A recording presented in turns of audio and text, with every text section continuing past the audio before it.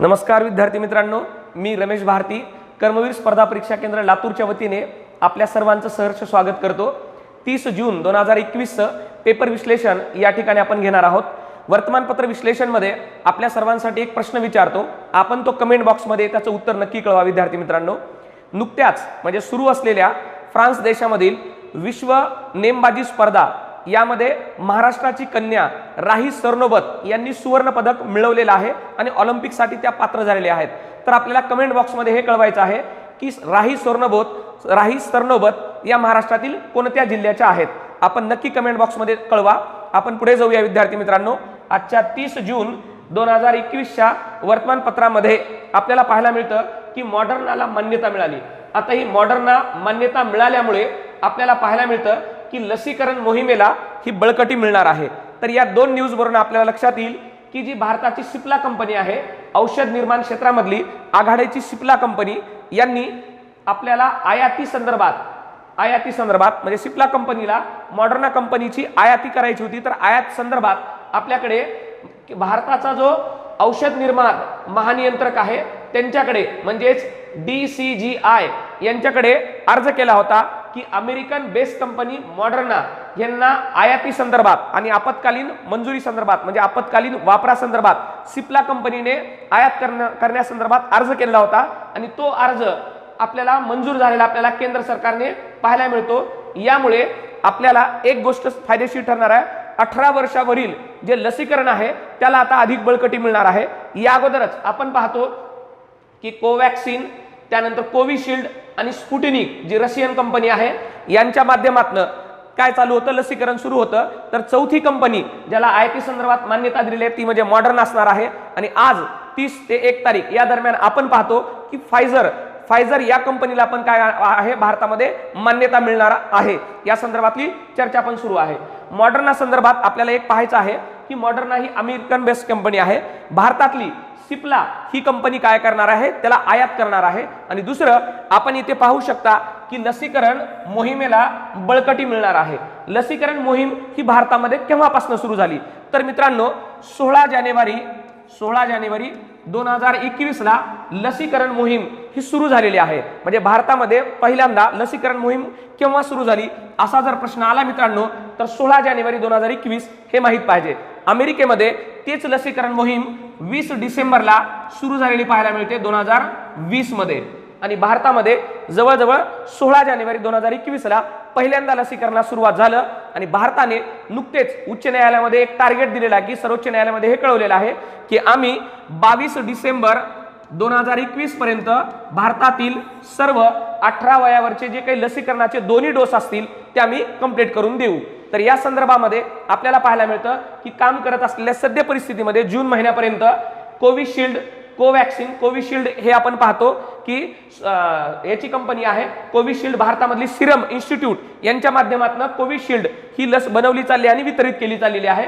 त्यानंतर कोवॅक्सिन ज्याला भारत बायोटेक असं आपण म्हणतो यांच्या माध्यमातून कोवॅक्सिन सुरू आहे। त्यानंतर स्पुटनिक जी रशियन कंपनी आहे भारतामध्ये सर्वत्र तिचं वितरण सुरू आहे।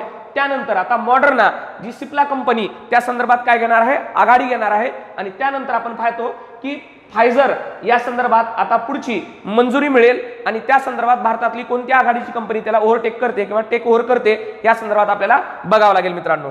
त्या संदर्भात आता आपण पुढची बातमी पाहूया 2 नंबरची, ज्या बातमीमध्ये आपण पाहू शकतो की संशोधन क्षेत्रात म्हणजे केंद्रीय संशोधन योजनेतून महाराष्ट्रातल्या 3 कॉलेजला मंजुरी मिळालेली आहे आणि निधी वाटप झालेला आहे। मग ते 3 कॉलेज कोणते आहेत की जे केंद्र सूचीमध्ये निवडले गेले आहेत, हा बहुमान मिळालेला आहे। तर केंद्र सरकारचा जैवतंत्रज्ञान विभागाचा जो बिल्डर या राष्ट्रीय स्तरावरील संशोधन योजनेतला जो काही भाग आहे त्या अंतर्गत महाराष्ट्रामधले 3 कॉलेजेस निवडले गेलेले आहेत। त्यातले 2 मुंबईमधले आहेत मित्रांनो। त्यामध्ये एक झेवियर्स हे मुंबईमधलं कॉलेज आहे, त्यानंतर रुईया हेही मुंबईमधलं कॉलेज आहे आणि गणेशखिंड मुंबई या ठिकाणचं गणेशखिंड पुणे या ठिकाणचं मॉडर्ना महाविद्यालय आहे। आपल्याला हे माहित पाहिजे की यामध्ये कोणतं कॉलेज येतं किंवा नाही। जर एक्झामला प्रश्न आला तर असे विचारतील की राज्य म्हणजे केंद्र सरकारच्या जैवतंत्रज्ञान विभागाची डीबीटी बिल्डर या योजनेअंतर्गत राष्ट्रीय स्तरावर महाराष्ट्रातील कोणते कॉलेज निवडलेले आहेत किंवा कोणत्या कॉलेजची निवड केलेली नाही। तर 4 पर्यायापैकी एक पर्याय वेगळं काढणे या संदर्भात 3 पर्याय कोणते आहेत हे आपल्याला माहित पाहिजेत। मुंबईमधले 2 झेवियर्स रुईया हे 2 महाविद्यालय आहेत मित्रांनो। तर तिसरं महाविद्यालय आहे ते म्हणजे पुण्यातलं गणेश खिंड या ठिकाणचं मॉडर्ना, हे आपल्याला माहिती असणं गरजेचं आहे विद्यार्थी मित्रांनो। त्यानंतर पाहूया की या ठिकाणी एक योजना युवा नावाची योजना आहे। ही युवा नावाची योजना आपल्याला पाहायला मिळेल की सर्वत्र चर्चेला आहे। ती म्हणजे नव यंग जे काही नवीन यूथ आहेत त्या यूथ मधले जे काही लेखक आहेत ते लेखक त्यांना निवडायचे आहेत आणि केंद्र सरकारने एक योजना आणलेली आहे। ती योजना कोणती? तर young upcoming and versatile authors ही योजना आणलेली आहे। म्हणजे यंग म्हणजे काही वाय, त्यानंतर अपकमिंग म्हणजे यू, त्यानंतर वर्सटाईल त्या वर्सटाईलचं व्ही आणि त्यानंतर ऑथर्सचं ए, यावरनं युवा हे नाव पडलेलं आहे आणि ही योजना सुरू केलेली आहे केंद्राने। मग आपल्याला विचारू शकतात की केंद्र सरकारने नवे लेखक निवडण्यासाठी पुढीलपैकी कोणत्या योजना सुरू केलेली आहे? तर ती योजना इथे आपल्याला युवा या नावाने सुरू केलेली आहे। त्यामधले ही योजना सुरू करण्यामागची पार्श्वभूमी काय आहे मित्रांनो? तर आपण पाहतो की या ठिकाणी आपल्याला लक्षात येतं की या योजनेअंतर्गत म्हणजे या योजनेअंतर्गत ही योजना सुरू झाली, पण या योजनेअंतर्गत 75 तरुणांची निवड केली जाणार आहे।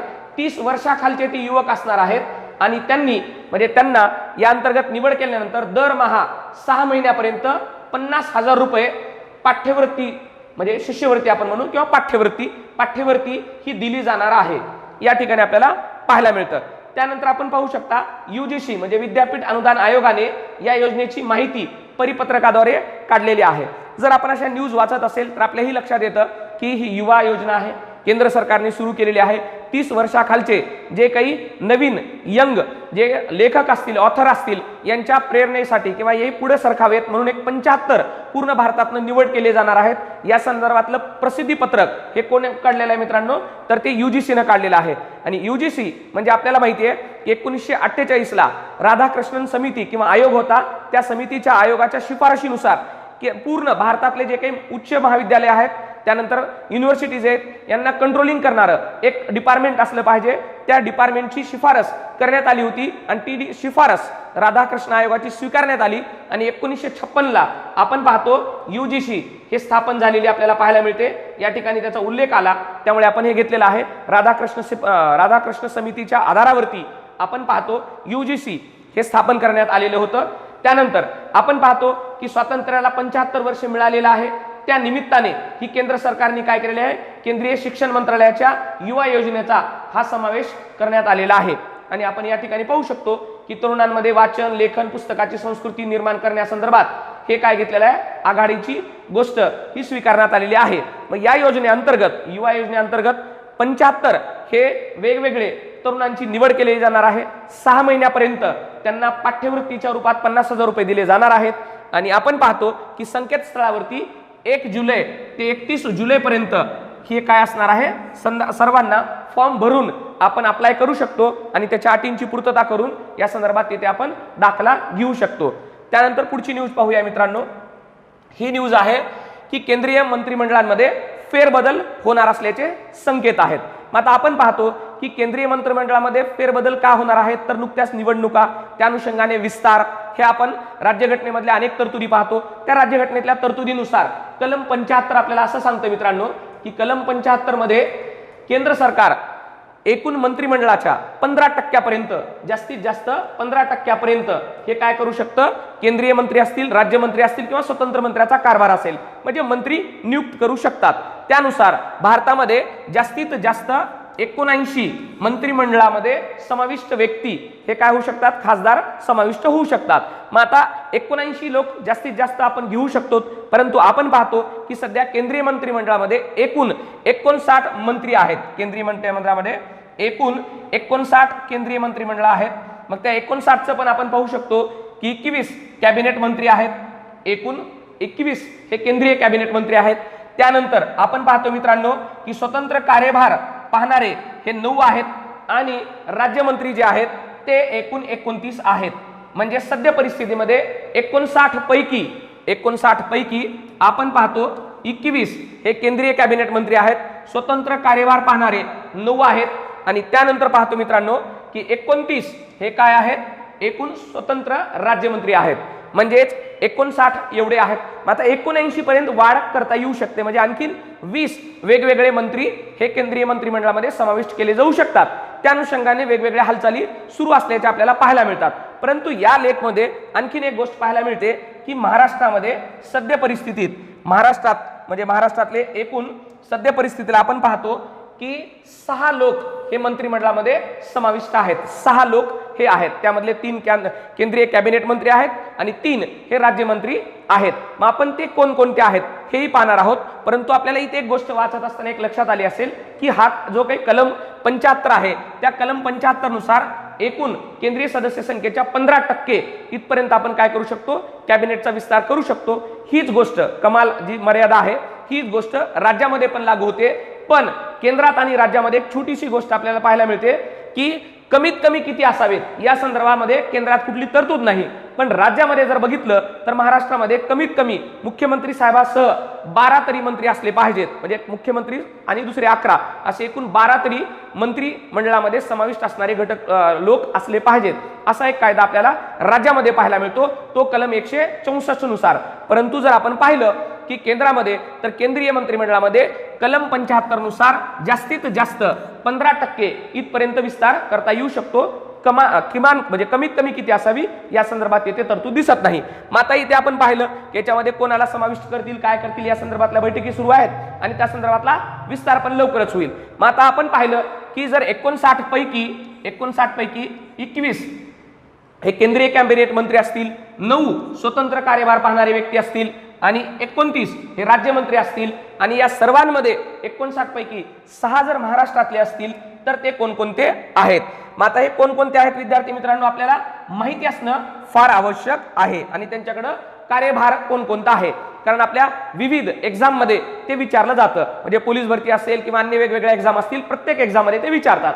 तर आपल्याला पहिल्यांदा माहिती आहे ते म्हणजे आता सिनियरिटी नुसार घेऊ शकतो आपण की माननीय नितीन गडकरी साहेब आहेत. मग त्यांच्याकडे कोणकोणते खाते आहेत तर आपल्याला माहिती आहे एक तर ministry of road transport and highways, म्हणजे मिनिस्ट्री ऑफ रोड ट्रान्सपोर्ट आणि हायवेज हे आपल्याला माहित आहे. त्यानंतर त्यांच्याकडे दुसरं खातं जे आहे तेही आपल्याला माहित पाहिजे, ते म्हणजे micro small and medium enterprises, म्हणजे मध्यम लघु हे जे उद्योग खातं आहे तेही त्यांच्याकडेच खातं आहे. मग आता बऱ्याच एक्झाम मध्ये हे विचारलेलं आहे की केंद्रीय मंत्रिमंडळामध्ये महाराष्ट्रातील माननीय केंद्रीय कॅबिनेट मंत्री नितीन गडकरी साहेब यांच्याकडे सर्व म्हणजे पूर्णपणे खाते कारभार असलेला पर्याय योग्य असणारा पर्याय निवडा. मग आता योग्य पर्याय म्हटलं तर त्याच्यामध्ये अपुरे खाते पण देतात आणि पूर्ण खाते पण देतात आणि एक्स्ट्रा खाते पण देतात. मग योग्य पर्याय आपल्याला निवडता आला पाहिजे. चला मित्रांनो आता 2 नंबर पाहूया. प्रकाश जावडेकर साहेबांकडे कोणतं खातं आहे हे आपल्याला माहिती पाहिजे. तर त्यांच्याकडे जे खाते मंडळामधले खाते आहेत तर ते खाते minister of information and broadcasting हे खातं त्यांच्याकडे आहे. म्हणजे जावडेकर साहेबांकडे आपल्याला माहित असलेलं प्रकाश जावडेकर साहेबांकडे म्हणजे कॅबिनेट मंत्री आहेत, म्हणजे नितीन गडकरी साहेब हे कॅबिनेट मंत्री आहेत. त्यांच्याकडे आपण पाहिलं road transport and highways, micro small and medium हे खाते आहेत. कॅबिनेट मंत्री दुसरे त्यांच्याकडे आहे प्रकाश जावडेकर साहेबांकडे मिनिस्ट्री ऑफ इन्फॉर्मेशन ब्रॉडकास्टिंग आणि त्यानंतरचे खाते महत्वाचे जे आपल्याला माहित पाहिजे त्यामध्ये इन्व्हायरमेंट हे एक खातं आहे, फॉरेस्ट हेही खातं आहे आणि क्लायमेट चेंज म्हणजे वातावरणातील बदल हेही खातं त्या संदर्भातला अभ्यास करणारं खातं किंवा त्या संदर्भात कार्य करणारं खातं हे केंद्रीय मंत्री प्रकाश जावडेकर साहेब यांच्याकडे आहे. आता तिसरे केंद्रीय कॅबिनेट मंत्री कोण आहेत ते पाहू. तिसरे केंद्रीय कॅबिनेट मंत्री पियुष गोयल साहेब आहेत. त्यांच्याकडे मोठे खाते आहेत ते म्हणजे ministry of commerce and industry आणि त्यानंतर रेल्वेज हे खाते त्यांच्याकडे आहेत. मग आता हे 3 जण काय आहेत मित्रांनो कॅबिनेट मंत्री आहेत. हे 3 कॅबिनेट मंत्री आहेत. तर दुसरे 3 जण हे राज्यमंत्री आपल्याला माहित पाहिजेत, केंद्रीय राज्यमंत्री आहेत. केंद्रीय कॅबिनेट मंत्री 3 त्यांच्याकडे खाते कोणकोणते आहेत हे माहित पाहिजे आणि त्यानंतर आता 3 राज्यमंत्री कोणकोणते आहेत हे पाहू. त्यामध्ये रामदास आठवले साहेब आहेत. त्यांच्याकडे आपण पाहतो state for social and justice हे खातं आहे. राज्यमंत्री मधलं पहिलं खातं त्यांच्याकडे आहे state for social and justice, सामाजिक खातं हे केंद्रीय मंत्री, केंद्रीय राज्यमंत्री आपल्याला माहिती आहेत रामदास आठवले साहेब यांच्याकडे आहे. दुसरं खातं कोणतं आहे ते बघू. त्यामध्ये आता दुसरे व्यक्ती कोण आहेत तर ते माहित पाहिजे आपल्याला. रावसाहेब दानवे साहेब, रावसाहेब दानवे पाटील साहेब जे आहेत मराठवाड्यामधले, त्यांच्याकडे खातं आहे स्टेट म्हणजे ministry of state for consumer affairs. म्हणजे आपण बघू शकतो की minister of state consumer affairs and food and public distribution हे खातं कोणाकडे आहे, दानवे साहेबांकडे आहे. त्यानंतर पाहूया मित्रांनो तिसरं खातं संजय धोत्रे साहेब यांच्याकडे केंद्रीय राज्यमंत्री साहेब आहेत तिसरे. मग आता त्यांच्याकडे खातं कोणकोणतं आहे तर ministry of state electronics and information technology communication and human resources हे खातं त्यांच्याकडे असलेलं आपल्याला पाहायला मिळतं. म्हणजेच आपल्याकडे 3 कॅबिनेट मंत्री आहेत, 3 राज्यमंत्री आहेत. 3 कॅबिनेट मंत्री कोणते, नितीन गडकरी साहेब असतील, पियुष गोयल साहेब असतील आणि प्रकाश जावडेकर साहेब असतील. त्यानंतर राज्यमंत्र्यांमध्ये आपल्याकडे आठवले साहेब असतील, त्यानंतर असतील धोत्रे साहेब असतील आणि त्यानंतर आपण बघतो दानवे साहेब असतील. हे एकूण 3 आणि 3 6 खाते किंवा 6 व्यक्ती हे केंद्रीय मंत्रिमंडळामधील सध्या जे 59 आहेत त्या 59 पैकी हे 6 आहेत. हे आपण आता पाहिलेलं आहे मित्रांनो. आता आणखीन पुढची न्यूज पाहूया मित्रांनो. हा विद्यार्थी मित्रांनो, आजचा लोकसत्ता न्यूजपेपर, त्या लोकसत्ता न्यूजपेपरमधील पुढील न्यूज कोणती आहे ते म्हणजे बॅड बँक प्रस्तावावर आज मंत्रिमंडळाने शिक्कामोर्तब केलं.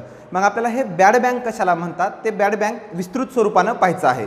तर पहा, आपल्याकडे जी काही पद्धत आहे, पद्धत म्हणजे काय, बँकिंग सिस्टीम कशा स्वरूपात काम करते किंवा एखादी बँक आहे ती बँक कशा स्वरूपात काम करते. आपण हे उदाहरणादाखल एक काय घेतलेली, आपण हे व्यापारी बँक घेतली आहे, ज्याला आपण काय म्हणू शकतो, कमर्शियल बँक या स्वरूपानं सुद्धा ओळखू शकतो. ही कमर्शियल बँक आहे. या कमर्शियल बँकेमध्ये वेगवेगळ्या स्वरूपामध्ये काय करतात, वेगवेगळे लोक काय करत राहतात, ठेवी ठेवत राहतात. आणि आपल्याला माहीत आहे इकॉनॉमिक्स हे सगळं शास्त्र म्हणजे मानवाचं जे काही पैशाविषयक जे विचार करणारं शास्त्र आहे किंवा आर्थिक विचार करणारं जे शास्त्र आहे त्या बाबतीत मांडले आहे. परंतु जरी पैसा असला तरी त्या वेगवेगळ्या ठिकाणी त्या पैशाला वेगवेगळं नाव दिलेलं जातं. जर पैसाच घ्यायचा झाला, जर एखाद्यानं भांडवल गुंतवलं असेल तर त्याच्यातले जे काही रिटर्न्स येणार आहेत त्याला काय म्हटलं जातं, व्याज म्हटलं जातं. जर एखाद्यानं उद्योजक म्हणून काम केलं असेल तर उद्योजकानं जे काही आहे त्याला नफा म्हटलं जातं. तसेच इथं पैसा आहे.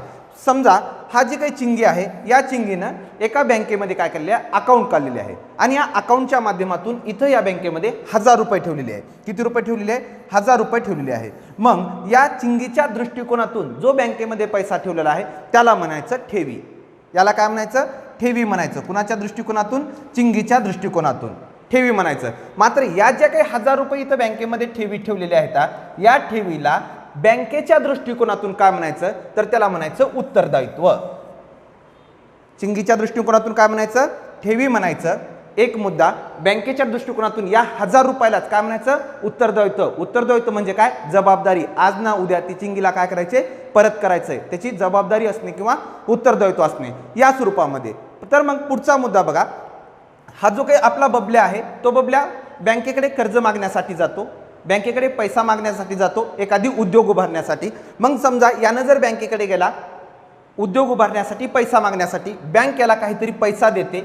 हा बबल्याच्या दृष्टिकोनातून जी बँकेनं दिलेला पैसा आहे त्या पैशाला म्हटलं जातं कर्ज.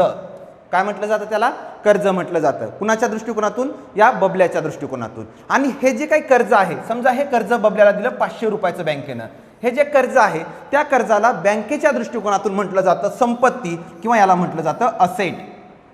हे जे 500 रुपये आहेत बबल्याच्या दृष्टिकोनातून काय म्हटलं जायचं, कर्ज. आणि ह्या कमर्शियल बँकेच्या दृष्टिकोनातून या 500 रुपयाला काय म्हणायचं, असेट किंवा संपत्ती. मग ही असेट किंवा संपत्ती जर बबल्यानं दिला तर ठीक, योग्य प्रमाणामध्ये बबल्यानं जे काही याचे हप्ते आहेत ते हप्ते जर फेडला तर ते ठीक, त्याला काय म्हणायचं, मग योग्य प्रमाणामध्ये जर हप्ते फेडला तर प्रमाणित मालमत्ता. असेटलाच आपण संपत्ती, संपत्तीला मालमत्ता सुद्धा म्हणू शकतो आणि प्रमाणितला परफॉर्मिंग असेट असे सुद्धा किंवा स्टँडर्ड असेट या स्वरूपात सुद्धा आपण त्याची गणना करू शकतो. तर बघा आता ही जी काही मालमत्ता आहे म्हणजे बँकेनं लोकांना दिलेलं कर्ज, बँकेनं लोकांना दिलेलं कर्ज बँकेच्या दृष्टिकोनातून त्याला काय म्हणतात, मालमत्ता, असेट किंवा संपत्ती म्हटले जातं. आता ह्या संपत्तीचं वर्गीकरण कशा स्वरूपात होतं ते पाहणार आहोत आपण. कारण की आपण पाहत आहोत बॅड बँक. बॅड बँक कशासाठी स्थापन करत आहेत तर बुडीत बँकांचं किंवा जी काही बँका आहेत त्या बँकांचं बुडीत कर्ज जे आहे त्या बुडीत कर्जाची काय करणं, वसुली करण्यासाठी बॅड बँकेची स्थापना करत आहेत. मग त्या दृष्टिकोनातून आपण जे बुडीत कर्ज आहे ते बुडीत कर्ज कशाला म्हणायचं किंवा बँकांचा NPA नॉन परफॉर्मिंग असेट कशाला म्हणायचं हे पाहत आहोत. आपण या स्लाइडमध्ये पाहिलं व्यापारी बँकेचं काय स्ट्रक्चर कसं असतं, व्यापारी बँक कशाला हे इथं पाहिलं. तर आपण या ह्याच्यामध्ये पाहत आहोत की मालमत्तेचं वर्गीकरण. मग जे काय बँकेनं लोकांना दिलेलं कर्ज राहतं ते कर्ज कशा स्वरूपामध्ये बुडीत ठरतं किंवा जी काही नॉन परफॉर्मिंग असेट कशी बनते हे पाहायचंय. बघा मालमत्ता दिली, जे काही वर्गीकरण आहे मालमत्तेचं वर्गीकरण ते तुम्हाला दिसत आहे या स्वरूपामध्ये असतं. आपण दोन वेगवेगळ्या स्वरूपात दिले, एकाला प्रमाणित मालमत्ता आणि दुसरा निमप्रमाणित मालमत्ता किंवा NPAच्या दृष्टिकोनातला हा दुसरा घटक. तर पहिला पहा प्रमाणित मालमत्ता, याला दुसरं नाव असतं स्टँडर्ड असेट, यालाच म्हटलं जातं परफॉर्मिंग असेट. मग हे स्टँडर्ड असेट किंवा परफॉर्मिंग असेट किंवा प्रमाणित मालमत्ता म्हणजे काय, जे काही बँकेनं लोकांना कर्ज दिलेलं असतं त्या दिलेल्या कर्जाचे हप्ते 90 दिवसापर्यंत म्हणजे दिलेले हप्ते व्यवस्थितपणे येत आहेत. जरी एखाद दुसरा हप्ता चुकला, मंथली हप्ता असला आणि जर पहिला हप्ता चुकला 1 महिन्यानं, दुसऱ्या महिन्यानं चुकला आणि 2 महिन्याला एकदाच त्यानं पाठीमागचे 2 हप्ते जर दिलं तर त्याला काय म्हणायचं प्रमाणित मालमत्ता किंवा ती जी मालमत्ता आहे ती मालमत्ता बुडीतमध्ये किंवा शंकास्पदमध्ये जात नाही. मात्र ह्या मालमत्तेचं जेव्हा रूपांतर थोडं टप्प्यानं पुढं होत राहतं. म्हणजे 90 दिवसापेक्षा पुढे जर सरकलं आणि ही 12 महिने किंवा 12 महिन्याच्या कमी कालावधीपर्यंत त्या व्यक्तीनं ना हप्ता दिलेला आहे ना त्याच्यावरचं व्याज दिलेलं आहे. किती दिवसापर्यंत, 90 दिवसापासून 12 महिन्यापर्यंत. ह्या जो काही कालावधी आहे या कालावधीमध्ये त्या व्यक्तीनं त्याचं काय केलं नाही, हप्ताही दिलेला नाही म्हणजे मुद्दलही दिलं नाही आणि त्याच्यावरचं व्याजही दिलं नाही. अशी जी काही मालमत्ता असते बँकेची म्हणजे बँकेनं व्यक्तीला दिलेल्या कर्ज याला बँकेच्या दृष्टिकोनातून आपण मालमत्ता म्हणतो, हे मात्र फक्त लक्षात ठेवा. मग अशी जी काही मालमत्ता असते ही मालमत्ता किती दिवसापर्यंत, 12 महिन्यापर्यंत किंवा कमी कालावधीपर्यंत बँकेकडे परत न येणे, हप्ताही न येणे आणि मुद्दलही परत न येणे किंवा व्याजही परत न येणे, त्या मालमत्तेला म्हणतात निम्म मालमत्ता किंवा निम्म प्रमाणित मालमत्ता किंवा सब स्टँडर्ड असेट या स्वरूपामध्ये त्याचं वर्गीकरण केलं जातं. हा दुसरा मुद्दा. याच्यातला तिसरा मुद्दा बघा, शंकास्पद मालमत्ता कशाला म्हणतात. शंकास्पद मालमत्ता म्हणजे डाऊटफुल असेट. शंकास्पद मालमत्ता म्हणजे डाऊटफुल असेट, हा याला दुसऱ्या नावाने ओळखला जातं. मग हे डाऊटफुल असेट म्हणजे काय, हा जो कालावधी आहे म्हणजे दिलेला जे काही कर्ज दिलेलं असतं त्या कर्जाचं मुद्दल आणि व्याज याचा जो काही येणारा हप्ता असतो तो 12 महिन्यापेक्षा पुढं जाणं. किती महिन्यापेक्षा, 12 महिन्यापेक्षा जर पुढं गेला तर त्याला काय म्हणायचं शंकास्पद मालमत्ता, अशा स्वरूपामध्ये त्याचं वर्गीकरण करायचं. आणि हे जी काही शंकास्पद मालमत्ता आहे 12 महिन्यापेक्षा पुढं गेली म्हणजे एका आर्थिक वर्षापेक्षा पुढं गेली आणि आपल्याला हेही माहीत आहे RBI प्रत्येक बँकेचं काय करत राहते, ताळेबंद चेक करत राहते किंवा बॅलन्स शीट चेक करत राहते. आणि RBIचा जो काही एखादी निरीक्षक आलेला असतो त्या निरीक्षकाला जर वाटलं की ही जी काही 12 महिन्यापेक्षा जी पुढे गेलेली असेट आहे आता हे काय करणार नाही, परत येणार नाही, अशी त्याची जर ठाम खात्री जर पटली तर तो RBIचा आलेला निरीक्षक ही जी काही असेट आहे या असेटचं रूपांतर करतो बुडीत मालमत्ता किंवा लॉस असेटमध्ये. कशात करतो, बुडीत मालमत्ता किंवा लॉस असेटमध्ये. आणि ढोबळमानानं हे जे काही आहे हे वर्गीकरण पाडत असताना या वर्गीकरणाला म्हणतात प्रमाणित मालमत्ता. इकडचं जे वर्गीकरण आहे याला म्हटलं जातं प्रमाणित मालमत्ता आणि इकडच्या वर्गीकरणाला म्हटलं जातं निमप्रमाणित मालमत्ता किंवा नॉन परफॉर्मिंग असेट. हे परफॉर्मिंग असेट आणि इथली काय झाली, हे नॉन परफॉर्मिंग असेट, ज्यालाच आपण काय म्हणतो NPA म्हणजे जे बँकांनी कर्ज दिलेलं आहे ते बँकांना दिलेलं कर्ज परत न येणं. मग ह्याच्यामधले शब्द N म्हणजे नॉन परफॉर्मिंग, P म्हणजे परफॉर्मिंग म्हणजे प्रमाणित प्रमाणात नाही आणि असेट म्हणजे काय, व्यापारी बँकांना लोकांना दिलेलं कर्ज. हे बँकेच्या दृष्टिकोनातून काय असते, ती असेट असते आणि व्यक्तीच्या दृष्टिकोनातून ती जी काही रक्कम असते त्या रकमेला काय म्हणायचं, कर्ज असं म्हणायचं. मग हे अशा स्वरूपामध्ये बँकेची काय बनते, NPA बनते.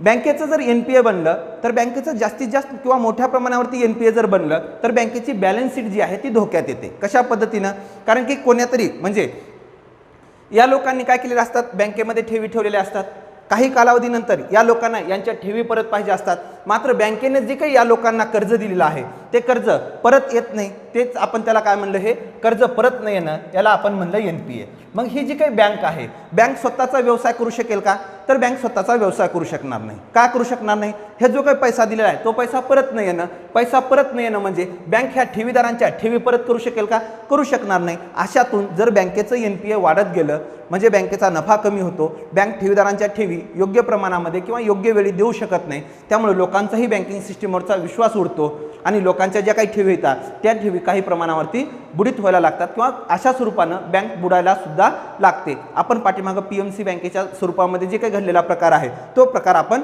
पाहू शकतो. तो याच्याशीच निगडीत असणारा प्रकार आहे. मग आता अशावरती करायचं काय? हे जे काही बुडीत होणारं जे काही NPA आहे या NPAवरती करायचं काय? कारण की याच्यामुळं बँकेची जी काही बॅलन्स शीट आहे ते पूर्ण ढासळते. मग याच्यावरती केंद्र सरकारनं एक मॉडेल तयार केलं आपल्या इकॉनॉमिक सर्वेमध्ये आणि नंतर पुन्हा बजेटमध्ये. याची पार्श्वभूमी जी आहे ती 2021-22च्या बजेटमध्ये सांगितलं. असं जी काही NPA आहे या NPAचं एक रिकन्स्ट्रक्शन करणारी कंपनी तयार करा आणि त्या कंपनीच्या माध्यमातून हा NPA वसूल करा. मग ते कोणत्या स्वरूपात आहे बघा. 2021-22च्या बजेटमध्ये म्हणजे निर्मला सीतारामन मॅडम यांनी या कंपन्या सुचवल्या. त्या कंपन्या म्हणजे काय? असेट रिकन्स्ट्रक्शन कंपनी एक आणि दुसरी कोणती? Asset management company. मग आता ह्या कंपन्या म्हणजे नेमकं काय? या कंपन्या म्हणजे नेमकं काय तर ते आता आपण पाहणार आहोत. ह्या कंपन्या म्हणजे काय बघा. अशा स्वरूपामधली ही आपली बँक. या बँकेनं या व्यक्तीला काय केलेलं होतं? कर्ज दिलेलं होतं. या व्यक्तीनं कर्ज परत दिलं नाही म्हणजे त्याला आपण म्हणलं NPA. त्याला काय म्हणलं आपण? हे नॉन परफॉर्मिंग असेट म्हणलं. मग हे नॉन परफॉर्मिंग असेट आहे. या नॉन परफॉर्मिंग असेटमुळं ही जी काही कमर्शियल बँक आहे ही जी काही कमर्शियल बँक आहे या कमर्शियल बँकेचा जो काही फायदा आहे तो फायदा तर आलाच नाही. उलट या बँकेने या लोकांच्या ज्या काही ठेवी द्यायच्या होत्या त्या ठेवी देऊ शकली नाही. कशामुळे देऊ शकली नाही? या NPAमुळे देऊ शकली नाही. मग उपाय या NPAवरती केला पाहिजे. मग याच्यासाठी एक कंपनी स्थापन करायचं. याच्यासाठी काय करायचं? हे जी इथं सांगितली ही इथं सांगितलेली असेट रिकन्स्ट्रक्शन कंपनी स्थापन करायचं आणि त्यानुसार भारत सरकारनं ठरवलं या NPAसाठी काय करायचे? असेट रिकन्स्ट्रक्शन कंपनी स्थापन करायचे या कर्जासाठी. म्हणजे ही कंपनी काय करणार? ही कंपनी या बँकाकडून हे जे NPA आहे ही NPA विकत घेणार. हे काय करणार? बुडीत चाललेलं कर्ज विकत घेणार. असं एक मॉडेल आणलं.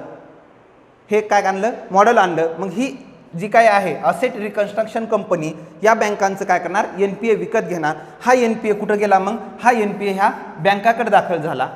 एक मुद्दा. आणि ह्या NPAच्या बदल्यामध्ये या ARC कंपनीनं या व्यापारी बँकांना किंवा कमर्शियल बँकांना काय केला? याच्यातला निधी म्हणजे इकडं परत केला. म्हणजे ही जी काही कमर्शियल बँक आहेत या कमर्शियल बँकांचा जे बॅलन्स शीट आहे त्या बॅलन्स शीटमध्ये आता NPA दिसणार नाही. यांचं बॅलन्स शीट काय होईल? क्लिअर स्वरूपात दिसेल. आणि हे जे काही कर्ज वसूल करायचे या व्यक्तीकडून कर्ज वसूल करण्याची जबाबदारी कोण घेतलं? ह्या ARCनं घेतलं. आता फक्त ह्या थोडंसं ARCला काय आले? नॅशनल रूप आलेलं आहे. म्हणजे हे सुरुवातीला इथं काय आला? हा नॅशनल रूप आल्यामुळं ह्याला अशा स्वरूपामध्ये NARC अशा स्वरूपामध्ये ह्याला पाहिलं जाणार आहे. मग हे पहा. मग ही जी काही अशा स्वरूपातलं जे काही कर्ज आहे किंवा हे जे काही NPA आहे ही NPA विकत घेण्याची जी जबाबदारी आहे ही जबाबदारी या कंपनीनं घेणार. असेट रिकन्स्ट्रक्शन कंपनी या कमर्शियल बँकेकडून काय करणार? कर्ज विकत घेणार. आणि याचं जे व्यवस्थापन आहे ते व्यवस्थापन आहे ती असेट मॅनेजमेंट कंपनी याचं व्यवस्थापन लावणार. अशा स्वरूपातलं बजेट 2021-22च्या बजेटमध्ये सांगण्यात आलं. ही झाली याची बॅड बँकेची हे काय झाली? पार्श्वभूमी. बॅड बँक ही बँक स्वरूपात नाही आहे. बँक म्हणल्याच्या नंतर लोकांच्या ठेवी स्वीकारणं, लोकांना कर्ज देणं जर असं स्वरूप असेल तरच त्याला बँक म्हणतात. मग इथं असं आहे का? असं नाही. फक्त हे काय शब्द दिलेला आहे. काय केलेलं आहे? याला एक शब्दाची नियमावली किंवा एक शब्द दिलेला आहे. हे जे काही असेट रिकन्स्ट्रक्शन कंपनी असते याच्यासाठी बॅड बँक म्हणून. बाकी दुसरं तिसरं हे बँक म्हणून काम करत नाही. बँक म्हणून काम करण्यासाठी लोकांकडून ठेवी ठेवावं लागतात. लोकांना कर्ज रूपानं पैसा द्यावा लागतो. त्याच्यातून पतनिर्मिती करावी लागते. हे जर 3 कार्य करत असतील तरच त्या संस्थेला काय म्हणायचं? बँक असं म्हणायचं. हे संस्था इथं हे जी काही आहे ARC आपण ज्याला काय म्हणतो हे ARC असे काही कामं करत आहे का? नाहीये. मग ह्याला आपण बँक म्हणायचं का? तर बँक म्हणणार नाही. फक्त हे काय केलेलं आहे? एक शब्द याला किंवा एक नियमावली किंवा एक नाव दिलेलं आहे त्याच्यामुळे आपण ह्याला बँक म्हणतो. आणि कोणती बँक म्हणतो याला? आपण याला हे बॅड बँक असं याला नाव दिलेलं आहे. हा इथपर्यंतचा मुद्दा झाला. नंतर पुढचा मुद्दा पहा. तो पुढचा मुद्दा म्हणजे कोणता? ही कर्ज वसुलीसाठी म्हणजे कोणत्या? बुडीत कर्ज वसुलीसाठी कंपनी आहे. हे आपण याच्या अगोदर पाहिलं. म्हणजे हे काय? नॅशनल असेट रिकन्स्ट्रक्शन कंपनी यालाच नाव काय दिलं? हे बॅड बँक दिलं. आणि हे तुम्हाला इथं सांगितलेलं आहे असेट रिकन्स्ट्रक्शन कंपनी इथपर्यंत. फक्त हे राष्ट्रीय स्तरावरती काम करणार किंवा सरकारची एक कंपनी म्हणून काम करणार त्याच्यामुळे ह्याला नाव काय आलं? हे NARC. हे अशा स्वरूपामध्ये याला नाव आलं. मग आता ही NARC आहे किंवा ही नॅशनल असेट रिकन्स्ट्रक्शन कंपनी कशा स्वरूपात काम करणार? जी बँकांकडून NPA विकत घेतलाय ती NPA जर समजा बँकाकडून ह्या NARCनं 1,000 रुपये जर काय केलेला आहे, NARCनं हा विकत घेतलेला आहे. काय घेतलेला आहे? NPA विकत घेतलेला आहे. तर मग ही NPA विकत घेत असताना मग ही NARC काय करणार? या 1,000 रुपयापैकी 15% जी काही रक्कम आहे, 15% रक्कम म्हणजे 150 रुपये ज्या बँकेकडून घेतलेला आहे त्या बँकेला रोख स्वरूपात देणार. किती रुपये देणार? 15% हे काय करणार? रोख स्वरूपात देणार. जे जितका NPA विकत घेतला म्हणजे जितकं बुडीत कर्ज विकत घेतलं त्या बँकेला किती? 15% रोख स्वरूपात देणार. आणि बाकीचे राहिलेले जे काही 85% आहे ते 85% सरकारची हमी असलेले रोखे दिले जाणार. काय केले जाणार? सरकारची हमी असलेले रोखे दिले जाणार. मग या ज्या काही कमर्शियल बँक आहेत किंवा व्यापारी बँक आहेत हे जे 85% रक्कम जी रोख्यामध्ये आलेली आहे ती रोखे लोकांना विकून सुद्धा ते त्यातून काय करू शकते? पैसा उभा टाकू शकते किंवा उभारू शकते. नाहीतर ते रोखे स्वतःजवळ ठेवून त्या रोख्याला ज्यावेळेस म्युच्युअलपणा येईल किंवा त्या रोख्याला ज्यावेळेस विक्री येईल त्यावेळेस ते सरकार दरबारी जमा करून त्या बदल्यामध्ये आपला स्वतःचा पैसा सुद्धा घेऊ शकते. अशा स्वरूपामध्ये याची काय होणार आहे? याची ह्या NPAची विल्हेवाट लावली जाणार आहे. एक काय? 15% स्वरूपामध्ये 15% स्वरूपात रोख रक्कम दिली जाणार आणि 85% कशा स्वरूपामध्ये दिली जाणार? तर ही 85% रक्कम सरकारचे जे काही बॉन्ड्स आहेत किंवा सरकारचे जे काही रोखे आहेत त्या रोख्याच्या स्वरूपामध्ये रक्कम दिली जाणार. नंतर पुढचा मुद्दा बघा, हे जे काही NPA आहे हे NPA म्हणजे किती आहे किंवा NPA कसं आहे? तर याच्या बाबतीत सांगणारे 2 मुद्दे आहेत. ते 2 मुद्दे कोणते? आपल्याकडे RBI म्हणजे भारताची सर्वोच्च वित्तीय संस्था आहे. ही सर्वोच्च वित्तीय संस्था काही रिपोर्ट सादर करते. काय करत राहते? काही रिपोर्ट सादर करत राहते. तशातलाच एक रिपोर्ट सादर केलेला आहे. तो रिपोर्ट म्हणजे कोणता? Financial stability report. कोणता रिपोर्ट? Financial stability report. आणि हा रिपोर्ट जी काय आहे दरवर्षी सादर करत असताना गेल्या वर्षी सप्टेंबरमध्ये या रिपोर्टच्या माध्यमातून RBIने सांगितलं ज्या काही देशातल्या व्यापारी बँका आहेत त्या व्यापारी बँकांचा जो काही NPA आहे तो NPA गेल्या वर्षी सप्टेंबर 2020 साली 7.5% होता.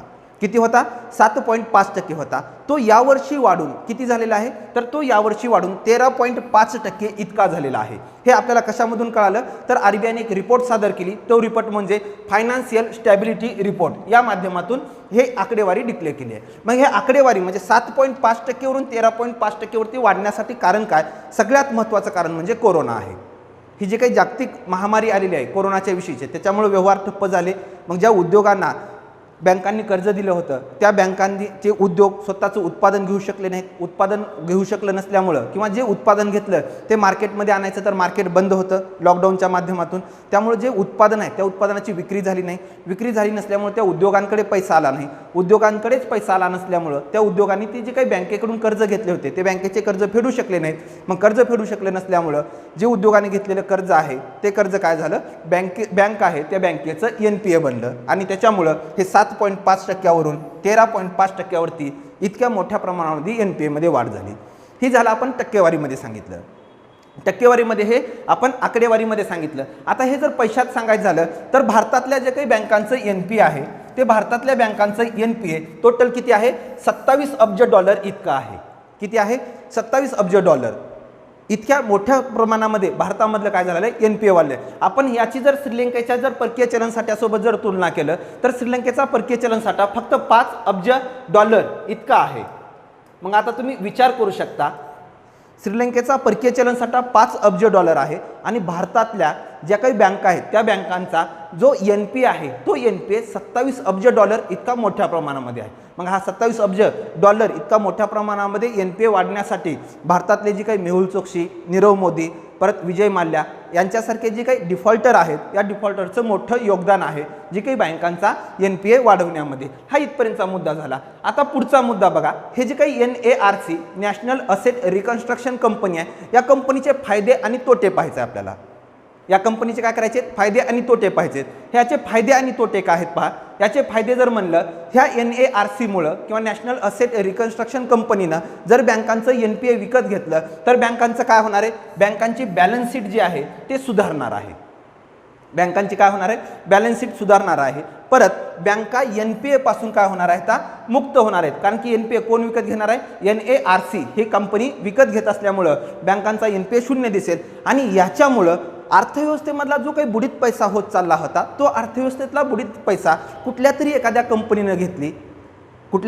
कंपनीनं घेतली आणि अर्थव्यवस्थेमध्ये जी काही अर्थव्यवस्थेला गंज लागलेली होती किंवा अर्थव्यवस्थेचं जे काही दुखणं होतं NPA हे जर बाजूला सारलं गेलं तर जसा माणूस किंवा जसं लोखंड तरतरीत दिसतं तशा पद्धतीनं आपल्या अर्थव्यवस्थेला काय येणार आहे, तेजी येणार आहे. कशामुळं? हे बँकांचा NPA काय केल्यामुळं, NARC या कंपनीला विकल्यामुळं. हे इथपर्यंत काय झाले, हे इथपर्यंतचे हे मुद्दे झालेत. मग आता ह्याच्यामध्ये नुकसान काय आहे, NARCला जो NPA विकल्यामुळं नुकसान काय आहे किंवा तोटे काय आहेत बघा. याच्यामुळं अगोदरच आपल्याकडे वित्तीय संकट आहे, वित्तीय संकट आहे. परत आपलं राजकोषीय तूट वाढत चाललेली आहे. मग ते अगोदरची 2008 सालचं आर्थिक संकट असो किंवा त्यानंतर आता हे कोरोनाचं संकट आलेलं असो, त्यामुळे आधीच आपली आर्थिक तूट वाढत चाललेली आहे. आणि अजून त्याच्यामध्ये जर सरकारनं जर हे अशी जर काही जबाबदारी उचलली बँकांचं NPA मुक्त करण्याची, तर अजून आपल्या काय राजकोषीय तुटीमध्ये काय होणार आहे, वाढ होणार आहे. हा एक नुकसान झालं. दुसरं नुकसान बघा, हे जे काही NARC national asset reconstruction company स्थापन करणं, यांना बँकांचा NPA विकत घेणं, याच्यामुळं जे काही बँकांचं बॅलन्स शीट सुधारणार आहे ते काही कायमस्वरूपी उपाय आहे का? हा अजिबात कायमस्वरूपी उपाय नाही. तर हा फक्त उपाय कसा आहे, तात्पुरता उपाय आहे. म्हणजे फक्त संकट जे आहे ते डोक्यावरचं खांद्यावरती ओझं घेतल्यासारखं आहे. म्हणजे बँकांकडला NPA काढणं आणि एखाद्या सरकारी कंपनीकडे हस्तांतरित करणं, म्हणजेच फक्त हे केवळ समस्येचं काय आहे, हस्तांतर आहे, उपाय नाही या स्वरूपामध्ये. मग इथपर्यंतचा मुद्दा किंवा बँकांचं NPA वाढत असेपर्यंत बँकांच्या सुधारणासाठी भरपूर कायदे केलेले आहेत. त्या कायद्याचा उपाय जो आहे तो उपाय तितकासा परिणामकारक ठरला नाही. मग ते कायदे कोणते असतील? मग 1993चं डेप्ट रिकव्हरी ट्रिब्युनल असेल, 2002चा सरफायसी ॲक्ट असेल, परत 2016चं IBC कोड असेल किंवा त्यालाच काय म्हणतो आपण इन्सॉल्वन्सी बँक करप्सी कोड असेल. आणि त्या माध्यमामधून आलेल्या ज्या काही संस्था आहेत, NCLT नॅशनल लॉ कंपनी ट्रिब्युलेट किंवा NCLAT अपिलेट ट्रिब्युनल असेल, ह्या माध्यमामधून सुद्धा बँकांचा जो काही NPA आहे तो NPA आपण कमी करू शकलो नाही. त्यामुळं याच्यावरती उपाय म्हणून आपण काय आणलेलं आहे, आता NARC या स्वरूपात आणलेलं आहे. आणि यालाच जी काही नाव आहे ते नाव दिलं, ते म्हणजे नाव काय, याला म्हणतो आपण हे बॅड बँक. पण हे बँकेसारखं काम करते का? तर करत नाही. बँकेसारखं काम करण्यासाठी त्यासाठी काय असावं लागतं, लोकांच्या ठेवी स्वीकारणं, लोकांना कर्ज देणं, त्यामधून पतनिर्मिती करणं, हे स्वरूप असेल तर त्याला बँक म्हणू शकतो. असं कोणतंही स्वरूप NARC मध्ये नाही. त्याच्यामुळे याला आपण बँक न म्हणता आपण ह्याला कंपनी किंवा एक लिमिटेड कंपनी असं नाव दिलेलं आहे.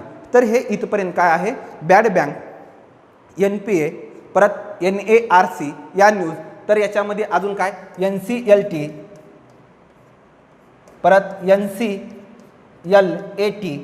परत याच्यामध्ये IBC इन्सॉल्वन्सी बँक करप्सी कोड 2016, परत याच्यामध्ये जर बघायचं झालं तर DRT डेप्ट रिकव्हरी ट्रिब्युनल, परत याच्यामध्ये सरफायसी ॲक्ट 2002, या सर्व गोष्टींचा या NPA मध्ये परत NARC या गोष्टींमध्ये समावेश होतो. हा इथपर्यंतची काय झाली, आपण बँक करप्सी कोडच्या बाबतीमध्ये किंवा NARCच्या बाबतीतली न्यूज पाहिली. आता याच्यानंतरची पुढची न्यूज बघा. पुढची न्यूज आहे एक देश एक शिधापत्रिका. न्यूज कोणती आहे, एक देश एक शिधापत्रिका. आपण ज्यावेळेस कोरोना आला, कोरोनाच्या नंतर लॉकडाऊन लादलं गेलं. लॉकडाऊन लादल्या गेल्याच्यानंतर जे काही ज्या ठिकाणी कामगार काम करत होते त्या कामगारांचे लोंढे, ते जी काही लोंढे आहेत ते त्यांच्या मूळ गावी परतले.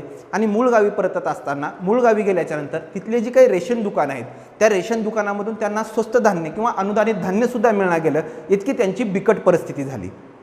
हे आताची न्यूज. मात्र याच्या अगोदर एक देश एक कर जशी संकल्पना 2017 साली आणली होती, तशीच एक देश एक निवडणूक प्रक्रिया जशी त्या संकल्पनेवरती विचार चालू आहे, तसाच विचार एक देश एक रेशन कार्ड किंवा one nation one ration card या संकल्पनेवरती सुद्धा 2018 पासून केंद्र सरकार विचार करत होतं.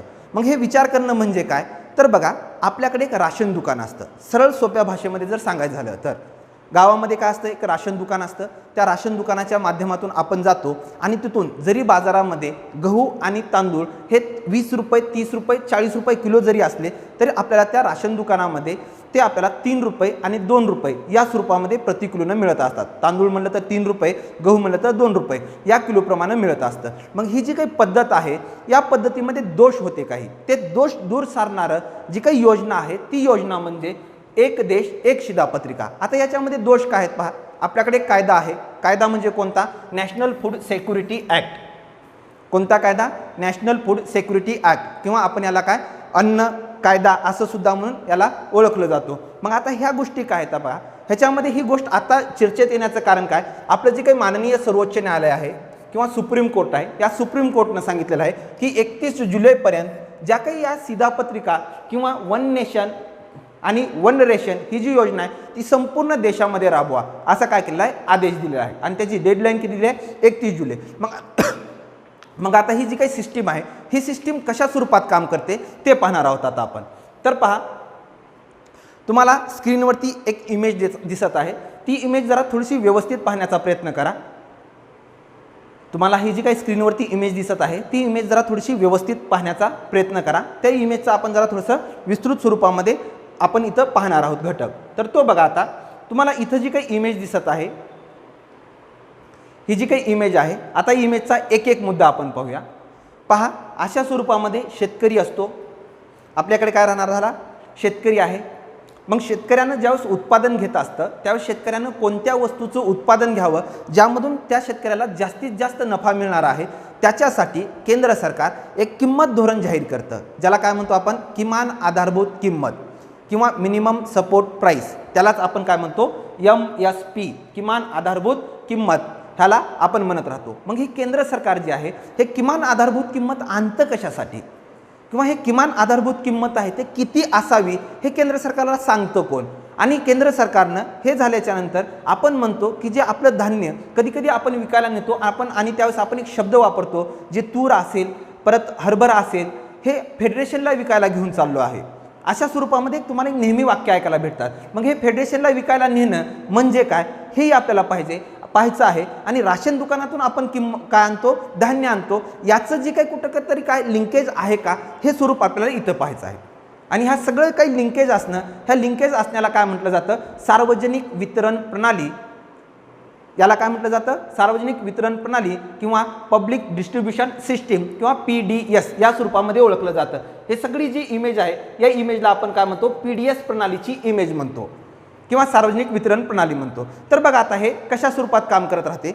हा जो शेतकरी आहे या शेतकऱ्याला स्वतःचा नफा जास्तीचा घेण्यासाठी किंवा याचं उत्पन्न चांगलं असावं म्हणून केंद्र सरकार यानं पेरणी करण्याच्या अगोदर काही वस्तूंची किंवा काही धान्यांची आधारभूत किंमत जाहीर करत राहतं. मग या सरकारनं आधारभूत किंमत जाहीर केलं. मग ही आधारभूत किंमत जाहीर करत असताना सरकारला एक आयोग मदत करतो. तो जो आयोग आहे तो आयोग म्हणजे काय? कृषी खर्च व मूल्य आयोग. कोणता आयोग आहे?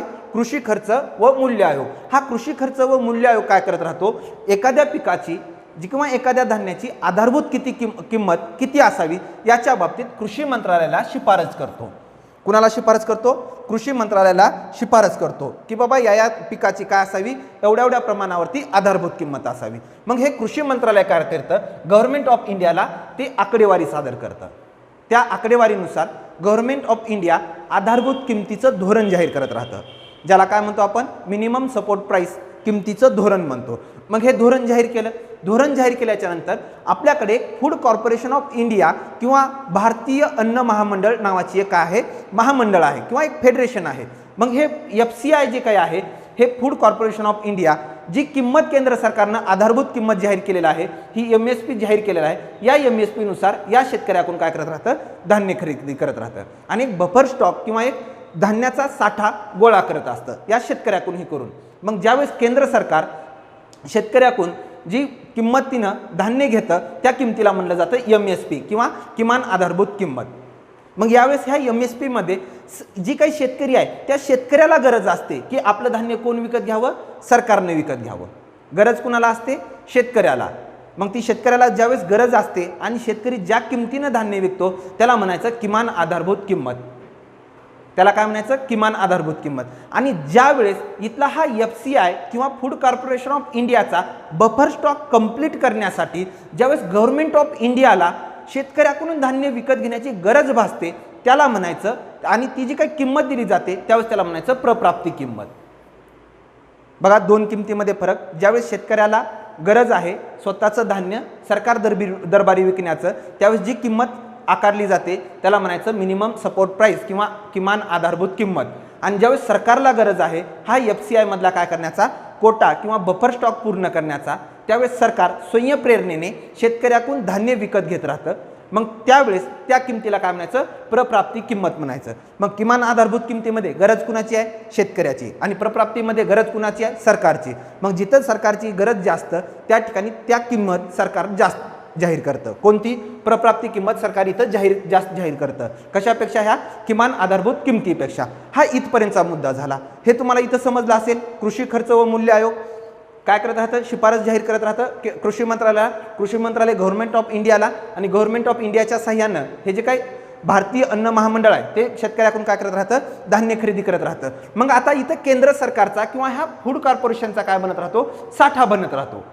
मग केंद्र सरकारचा किंवा फूड कॉर्पोरेशनचा ऑफ इंडियाचा जे काही साठा बनला, इथं समजा इथं काहीतरी हा धान्याचा साठा आला, इथं काय आला, धान्याचा साठा आला. मग धान्याचा साठा आल्याच्यानंतर हा साठा असाच ठेवला जातो का, तर हा धान्याचा साठा असाच ठेवला जात नाही. हा धान्याचा साठा गरिबांमध्ये वितरित केला जातो.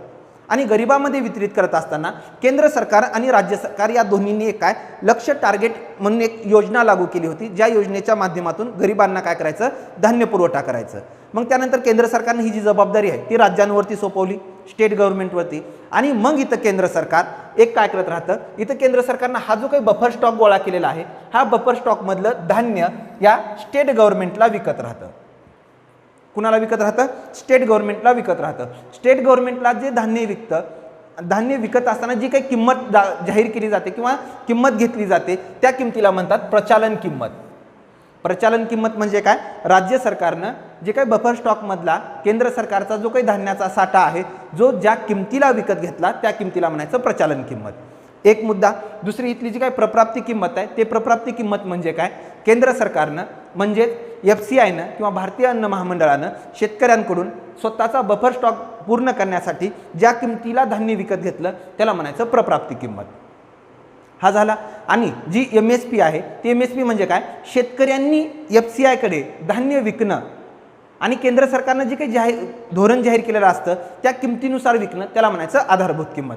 मग आपण आलो इथं प्रचलन किंमतीच्या माध्यमातून इथं स्टेट गव्हर्नमेंट पाशी. आता स्टेट गव्हर्नमेंटपासून पुढे काय होतं बघा, प्रत्येक स्टेट गव्हर्नमेंट स्वतःची एक काय कायदा करत राहतं. आपण आपल्या बाबतीत पाहणार आहोत महाराष्ट्राच्या बाबतीमध्ये सार्वजनिक वितरण प्रणाली किंवा जी काही व्यवस्था आहे किंवा जी सिस्टीम आहे त्याच्या बाबतीचा एक कायदा आहे, तो म्हणजे कायदा 1957चा. आपल्याकडे जे काही सगळे राशन दुकानं आहेत ते राशन दुकानं चालणारी जी काही व्यवस्था आहे त्या व्यवस्थेला म्हणतात सार्वजनिक वितरण व्यवस्था किंवा पब्लिक डिस्ट्रीब्युशन सिस्टीम. आणि जी महाराष्ट्रात चालते त्याच्याबाबतचा जे काही कायदा आहे तो कायदा आहे 1957चा. आणि या कायद्यानुसार ज्या काही राज्य आहेत त्या राज्यांवरती जबाबदारी आहे की राज्यावरती जबाबदारी काय आहे, तर तुमच्या राज्यातले गरीब लोक कोण आहेत त्यांची तुम्ही यादी गोळा करा, त्यांना वेगळा गट त्यांचा तयार करा, वेगळा गट तयार करून त्यांना काय करा, त्यांची गरज काय पहा धान्याची, आणि त्यांना एक कार्ड जाहीर करा जे काय ज्याला आपण म्हणतो राशन कार्ड. त्याचं नाव काय, रेशन कार्ड किंवा राशन कार्ड. मग हे राशन कार्ड कुणाला दिलं जातं, तर बिलो पॉवर्टी लाईन म्हणजे दारिद्र्य रेषेखालील नागरिकांना काय दिलं जातं, हे रेशन कार्ड दिलं जातं. मग आता ही जी काही रेशन कार्ड आहेत त्या रेशन कार्डचा भाग बघायचा आपल्याला. हे जे काही रेशन कार्ड असतात ते रेशन कार्ड दोन पद्धतीचे असतात. एक म्हणजे काय, प्रायोरिटी रेशन कार्ड, आणि दुसरं असतं अंत्योदय रेशन कार्ड. आता प्रायोरिटी रेशन कार्ड म्हणजे काय, तर बघा प्रायोरिटी रेशन कार्ड म्हणजे काय, प्रत्येक व्यक्तीला 5 किलो धान्य मिळणं.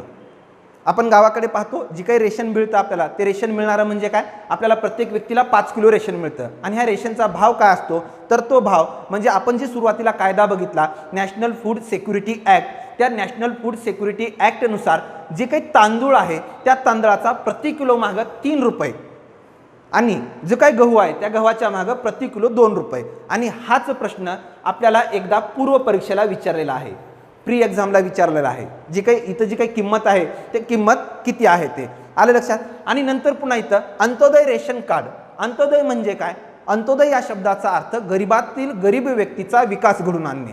म्हणजे जो विकासाच्या लाईनमध्ये किंवा विकासाच्या ज्या रेषेमध्ये सर्वात शेवटचा व्यक्ती आहे त्या सर्वात शेवटच्या व्यक्तीचा काय करणं, विकास घडवून आणणं. आणि अशा व्यक्तीला म्हणजे गरीबातील गरीब व्यक्तीला 50 किलो काय करणं, धान्य देणं. अशा स्वरूपातले काय असतात दोन प्रकारचे राशन कार्ड, एकाला म्हणतो आपण प्रायोरिटी रेशन कार्ड आणि दुसऱ्याला म्हणतो आपण काय अंत्योदय रेशन कार्ड. हे दोन रेशन कार्डचे काय झाले हे प्रकार झाले. अशा स्वरूपातली आपण जी काही न्यूज आहे ते न्यूज पाहिली. One nation one ration card याची जी काही आहे न्यूजची ही जी आतापर्यंत पाहिलं ही आतापर्यंत पाहिलेली पार्श्वभूमी आहे. आता ही जी काही आणली न्यूज, ही न्यूज आणण्याचं कारण काय बघा.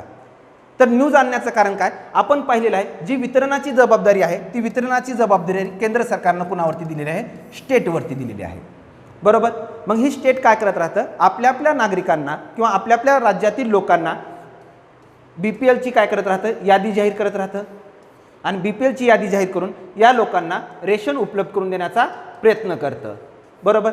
मग जर समजा महाराष्ट्राचा व्यक्ती असेल, महाराष्ट्राचा व्यक्ती आहे, या महाराष्ट्राच्या व्यक्तीला काय भेटणार, कुठं रेशन कार्ड भेटणार, महाराष्ट्रातच रेशन कार्ड भेटणार. ही जुनी न्यूज म्हणजे काय जुनी प्रणाली. ही महाराष्ट्राच्या व्यक्तीला महाराष्ट्रातच काय भेटणं, रेशन भेटणं, ही जुन्या प्रमाणातली पद्धत. मग जर समजा महाराष्ट्रातला व्यक्ती जर कामानिमित्त जर समजा जर कुठं बाहेर गेला, उत्तर प्रदेशला गेला, कर्नाटक या ठिकाणी गेला, दुसऱ्या स्टेटमध्ये गेला, तर त्यावेळेस दुसऱ्या स्टेटमध्ये गेल्याच्या नंतर याचं जी काही रेशन कार्ड असतं ते रेशन कार्ड या दुसऱ्या स्टेटमध्ये चालत नाही. काय होत नाही, हे रेशन कार्ड दुसऱ्या स्टेटमध्ये चालत नाही. का चालत नाही, कारण की याचं रेशन कार्ड नोंदणीकृत कुठं असतं, महाराष्ट्रामध्ये याचं रेशन कार्ड नोंदणीकृत असतं. मग केंद्र सरकारनं जी योजना आणली आहे one nation one ration card, आता इथं जी काही घटक रेशन कार्डचा जो काही घटक स्टेट दिला होता ती स्टेट कॅन्सल करून आता त्या ठिकाणी काय करणार आहे, नेशन हा घटक करणार आहे. म्हणजे सर्व राष्ट्रामध्ये एकच राशन कार्ड. जर तुम्ही एका ठिकाणी नोंदणी केलात तर तुमची ती नोंदणी संपूर्ण भारतभर ती नोंदणी लागू असणार. मग तुम्ही ते महाराष्ट्राचे नागरिक असा, तुम्ही ओडिशाचे नागरिक असा, तुम्ही कर्नाटकाचे नागरिक असा, तुम्ही ज्या ठिकाणी रेशन दुकानावरती जाल त्या रेशन दुकानाला तुम्हाला काय भेटणार झालं, त्या रेशन दुकानावरती तुम्हाला रेशन मिळणार झालं. ही जी काही वन नेशन वन रेशन आहे या योजनेचे फायदे आहेत. म्हणजे तुम्ही कुठल्याही राज्यामध्ये गेलात तर तुमचं काय होणार, रेशन कार्ड त्या ठिकाणी लागू पडणार आणि जी काही अनुदानित धान्य मिळणार आहे त्या अनुदानित धान्याचे तुम्ही काय बनणार, लाभार्थी बनणार. हे याचे फायदे झाले. नुकसान काय आहेत बघा याचे. आता जर समजा एखादा व्यक्ती महाराष्ट्राचा आहे, तो काय महाराष्ट्राच्या गव्हर्नमेंटला न सांगता किंवा न कळवता तो गेला कुठं, कर्नाटकमध्ये गेला. आणि कर्नाटकमध्ये जाऊन तिथलं जे काही राशन दुकान आहे त्या राशन दुकानावरून राशन खरेदी केलं. इथून जर राशन खरेदी केलं तर यानं खरेदी केलं राशन कर्नाटकामध्ये, हा होता महाराष्ट्राचा. मग कर्नाटक सरकारला जी काही आलेलं राशन आहे कुणाकडून, केंद्र सरकारकडून, मग ते आता कमी पडेल. मग हे जी काही राशन आहे अशा कमी पडण्यासारख्या जी काही समस्या आहेत त्या समस्या इथून पुढे उद्भवणार आहेत. त्यावरती नक्कीच केंद्र सरकार काहीतरी उपाययोजना करेल आणि one nation one ration card ही जी काही महत्त्वाकांक्षी किंवा जी काही गरीब व्यक्तींसाठी किंवा जी काही स्थलांतरित कुटुंब आहेत या स्थलांतरित कुटुंबासाठी सर्वात चांगली किंवा सर्वात महत्त्वाकांक्षी असणारी जी काही योजना आहे ती योजना चांगल्या पद्धतीने राबवेल अशी आपण काय करता, आशा व्यक्त करता आणि पुढच्या न्यूजकडे आपल्या ओढता. पुढची न्यूज बघा काय आहे ते. हे आपली काय आहे, RBI आहे.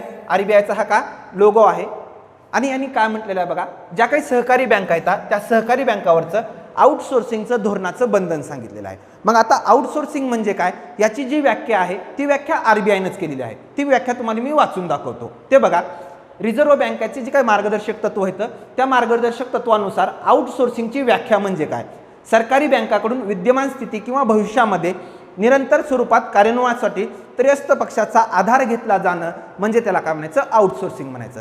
आता हे झालं भाषा किंवा ही झाली व्याख्या. ह्या व्याख्येतून आपल्याला काही समजलं का, तर त्यातून आपल्याला व्याख्येतून काही समजलं नाही. मग ह्या व्याख्येचं डिकोडिंग म्हणजे काय आहे, तर बघा अशा स्वरूपामध्ये काय असते, सहकारी बँक असते. या सहकारी बँकेमध्ये वेगवेगळ्या स्वरूपात कामं असतात. मग ती कामं कोणती असतात बघा, तर या सहकारी बँकेमध्ये कामं काय असतात, तर धोरणाची आखणी करणे, अंतर्गत लेखापरीक्षण करणे, त्याचं अनुपालन करणे, परत काय KYC नो युअर कस्टमर, आपण जे म्हणतो हे KYC नो युअर कस्टमर म्हणजे त्याची काय करणं, त्या नियमांचं अनुपालन करणं, कर्ज मंजुरी करणं, गुंतवणूक करणं. मग ह्या सहकारी बँकेमध्ये ज्या काही भांडवलदारांनी गुंतवणूक केलेली आहे त्या भांडवलदारांनी केलेल्या गुंतवणुकीतला योग्य तो मोबदला कशा स्वरूपामध्ये देता येईल याच्या बाबतीतले नियम आखणं, हे जे काही कामं आहेत हे कामं अगोदर सहकारी बँका काय करायची, या सहकारी बँका एखादी जी काही याच्यातला तत्वज्ञ किंवा याच्यातला जी काही एक्सपर्ट आहे या एक्सपर्ट करून काम करून घ्यायची. मात्र ज्या एक्सपर्टकडून काम करून घ्यायची तो एक्सपर्ट या सहकारी बँकेमधला कर्मचारी होता का? तर नव्हता. मग ही बँक असणं, या बँकेमधले कर्मचारी असणं असं अभिप्रेत असतं या बँकेने यांच्या कर्मचाऱ्याकडून कामं करून घ्यावं. मात्र बँकेने कर्मचाऱ्याकडून कामं करून घेतली का? तर नाही. तात्पुरत्या कालखंडासाठी एक वेगळा त्रयस्थ व्यक्ती नेमला. एक काय केला? वेगळा त्रयस्थ व्यक्ती नेमला. आणि हे जे काही वेगळा त्रयस्थ व्यक्ती नेमणं हे जे काही आहे याला म्हटलं जातं आउटसोर्सिंगचं धोरण. आणि हे जे काही आउटसोर्सिंगचं धोरण आहे हे थोडंसं कमी प्रमाणात करावं. आणि हे जे काही बँकांचे व्यक्ती आहेत किंवा बँकांचे जे काही कर्मचारी आहेत या कर्मचाऱ्यांना काय करावं? उत्पन्नाचं साधन किंवा यांच्याकडूनच कार्य करून घ्यावं अशा स्वरूपातली ही न्यूज आहे. म्हणजे काय? आउटसोर्सिंग धोरणाची. तर आज आपण कोणकोणत्या न्यूज पाहिल्या पहा. तर आज आपण न्यूज पाहिल्या. पहिली जी न्यूज आहे ती पहिली न्यूज म्हणजे आपण पाहिली ती म्हणजे कशाच्या बाबतीतली? तर ती आहे बॅड बँकेच्या बाबतीतली. तर हे बॅड बँकेच्या बाबतीतलं स्वरूप बॅड बँकेची ही पहिली स्लाईड. बँक कशाला म्हणायचं या स्वरूपातलं. याची हे दुसरी स्लाईड मालमत्ता वर्गीकरण कशाला म्हणायचं हे दुसरी स्लाईड बघितली आपण. यानंतर मग त्याचे मालमत्तेचं वर्गीकरण केलं. त्यानंतर आपण बघितलं NARC national asset reconstruction company जी स्थापन होणार आहे त्याची ही काय बघितली आपण? पार्श्वभूमी बघितली 2020-21च्या बजेटमधली. त्यानंतर जी काही कंपनी आहे म्हणजे काही व्यापारी बँक आहे, व्यापारी बँक आणि हा NARC यांच्यातला संबंध किंवा यांच्यातला व्यवहार कशा स्वरूपात असतो हे त्या पहिल्या स्लाईड आणि ह्या दुसऱ्या स्लाईडच्या माध्यमातून आपण पाहिलं. म्हणजे NARC बँकांना 15% रोख स्वरूपात देणार, 85% सरकारी रोख्यामध्ये देणार हा मुद्दा. त्यानंतरचं बघितलं भारतामध्ये NPA किती आहे? तर भारतामधलं NPA आहे $27 अब्ज. आणि भारतातलं NPA गेल्या वर्षीच्या तुलनेत यावर्षी किती वाढलं ह्याच्यासाठी आपल्याकडे एक रिपोर्ट आहे. तो म्हणजे रिपोर्ट कोणता? Financial stability report. या रिपोर्टनुसार अगोदर सप्टेंबर 2020 किती होतं? 7.5%. तर सप्टेंबर 2021 13.5% झालं. हे न्यूज पाहिली. नंतर आपण NARCचे फायदे पाहिले. त्यानंतर आपण NARCचं काय तोटे पाहिले. आणि हे NARC म्हणजे काय? बँकेनं दिलेलं कर्ज. ह्या काय? व्यापारी बँकेनं दिलेलं कर्ज लोकांना डायरेक्ट NPA बनलं का? तर बनलं नाही. तर याच्यामध्ये बनलं नाही. आणि हे कर्ज वसूल करण्यासाठी आपल्याकडे काही काय आहेत? अगोदरच काही नियम आहेत किंवा अगोदरच आपल्याकडे काही प्राधिकरणं आहेत. ते मग ते प्राधिकरणं कोणते? एक सांगितलं आपण DRT डेप्ट रिकव्हरी ट्रिब्युनल. दुसरं सांगितलं NCLT national company law tribunal. परत नंतर NCLAT ॲपिलेट ट्रिब्युनल. पुन्हा मग हे IBC सांगितलं, इन्व्हॉल्व्ह बँकरप्सी कोड सांगितलं. या स्वरूपामध्ये आपण काय आहे आपल्याकडे वेगवेगळ्या संस्था आहेत हे पाहिलं. त्यानंतर बघा एक देश एक रेशन कार्ड हे पाहिलं. हे पाहत असताना जी काही पद्धत चालते शेतकऱ्यापासून या लाभार्थ्याला जी काही धान्य आहे ते धान्य मिळण्याची जी पद्धत आहे त्याच्या वेगवेगळ्या किमती कशा असतात ते पाहिलं. त्यानंतर सार्वजनिक वितरण व्यवस्था त्या स्वरूपातलं अशा स्वरूपानं पाहत हे काय रेशन कार्डचे प्रकार. आणि नंतर हे BPLचं जे स्वरूप आहे ते. आणि शेवटची न्यूज म्हणजे काय? सहकारी बँकांच्या बाबतीत काय? आउटसोर्सिंग धोरणाचं बंधन. या स्वरूपातल्या न्यूज पाहिल्या. अजून ज्या काही न्यूज येतील त्या न्यूज आपण विस्तृत स्वरूपात पाहण्याचा प्रयत्न करता. कारण की आपण ज्या सगळ्या चालू घडामोडीच्या न्यूज आहेत तो सगळ्या चालू घडामोडीच्या न्यूज राज्यसेवेच्या पेपरचा जो सिलेबस आहे तो पेपर डोळ्यासमोर ठेवून आपण न्यूज पाहत आहोत. जेणेकरून ज्या माध्यमातून तुम्ही जर कंबाईनची परीक्षा देत असाल, गट क ची परीक्षा देत असाल तर त्यामधले चालू घडामोडी आणि त्या अनुषंगानं जी काही पॉलिटी आहे, इकॉनॉमिक्स आहे, परत वेगवेगळे हिस्टॉरिकल असतील, परत जिओग्राफिकलचे घटक असतील किंवा वर्ल्ड मॅपचा असेल याच्या बाबतीतले तुमचे प्रश्न चुकू नयेत याचा आम्ही आमच्या बाजूने नेहमी प्रयत्न करणार आहोत. तुमच्याही बाजूने तुम्ही नेहमी प्रयत्न करा. व्हिडिओ आवडला असेल लाईक करा, कमेंट करा, शेअर करा आणि आपलं जे काही यूट्यूबचं चॅनल आहे त्या यूट्यूबच्या चॅनलला सबस्क्राईब करायला विसरू नका. धन्यवाद मित्रांनो.